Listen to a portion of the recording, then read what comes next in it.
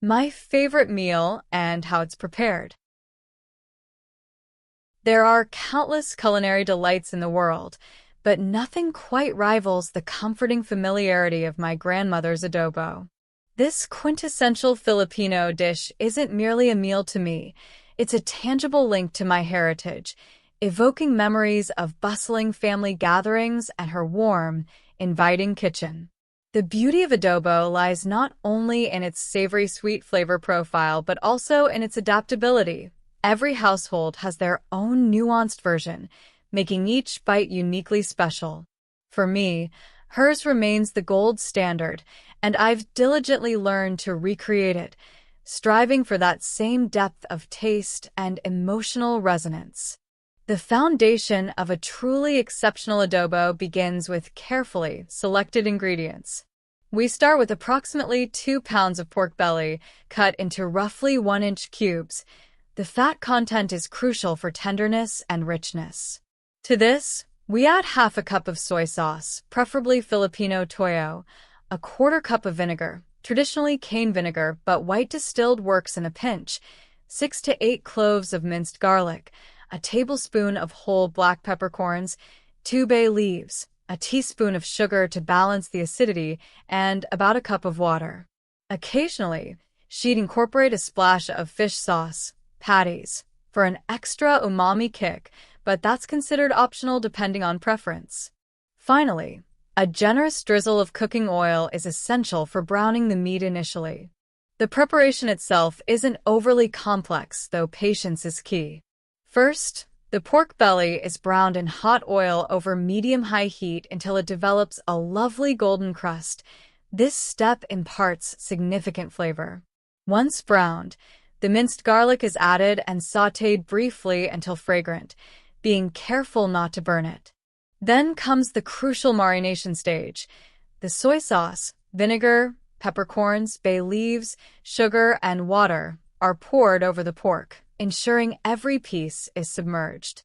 This mixture is brought to a boil, then reduced to a simmer, covered, and allowed to cook for at least an hour, or until the pork is incredibly tender. Throughout the simmering process, regular monitoring is vital. The liquid will reduce considerably, concentrating the flavors. I periodically skim off any excess fat that rises to the surface, contributing to a cleaner taste. Around the 45-minute mark, I'll often add a small amount of potato starch dissolved in water to thicken the sauce slightly, creating a luscious glaze that clings beautifully to the pork. This isn't always necessary, but it elevates the texture and visual appeal of the dish. The aroma at this stage is intoxicating, a heady blend of savory soy, tangy vinegar, and aromatic garlic. The final step involves tasting and adjusting the seasoning. Sometimes, I'll add a pinch more sugar if the acidity is too pronounced, or a dash of soy sauce for increased saltiness. Once satisfied with the balance, the adobo is allowed to simmer for another 15 minutes, allowing the flavors to meld completely. The pork should be fall-apart tender, and the sauce reduced to a rich, mahogany color. It's traditionally served with steaming white rice, the perfect canvas to soak up all that delectable sauce. Ultimately, making adobo isn't just about following a recipe, it's about recreating an experience. It's a labor of love, imbued with tradition and personal connection. While I may never fully replicate my grandmother's masterful touch, each attempt brings me closer to preserving her legacy, one flavorful bite at a time. The satisfaction of sharing this dish with loved ones, knowing the history it carries, is truly unparalleled. Questions. 1. What does the author primarily associate adobo with? A. A complex culinary challenge. B. A specific restaurant experience. C. Family memories and heritage. D. The regional cuisine of the Philippines. 2. According to the passage, what is a key characteristic of adobo recipes? A. They are strictly standardized across all households. B. They often include exotic spices unavailable outside the Philippines. C. They are highly adaptable and vary between families.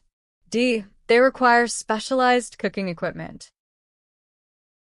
3.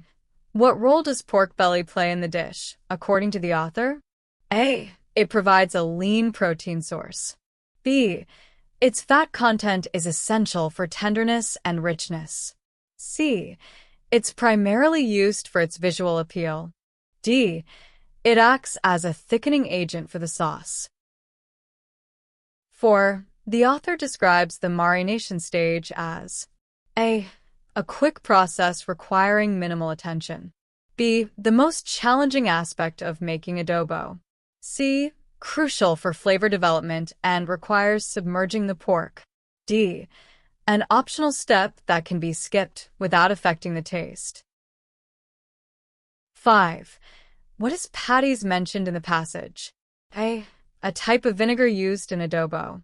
B. A Filipino soy sauce. C. A spice added for heat. D. A fish sauce used to enhance umami flavor. 6. Why does the author skim off excess fat during simmering? A. To reduce the overall cooking time. B. To contribute to a cleaner, more refined taste. C.